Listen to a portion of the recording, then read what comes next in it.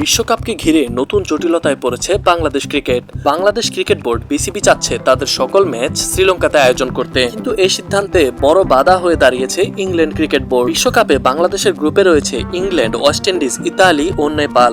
অন্যান্য দলগুলি আপত্তি না তুললেও ইংল্যান্ড শ্রীলঙ্কায় খেলতে রাজি নয়।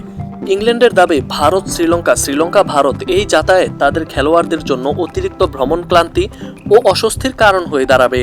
গ্রুপের সবচেয়ে শক্তিশালী দল হওয়ায় শুধু ইংল্যান্ডকে ঘিরে তৈরি হয়েছে এই বড় মাথা ব্যথা। তবে শেষ পর্যন্ত সিদ্ধান্ত নেবে আইসিসি, আর আইসিসির সিদ্ধান্ত মানতে হবে সকল দলকে। এখন ক্রিকেট বিশ্ব আইসিসির দিকে তাকিয়ে, আবার আইসিসি বিসিসিআই এর সাথে তাল মেলাচ্ছে। এজন্য আইসিসির নিরপেক্ষতা নিয়েও প্রশ্ন উঠেছে।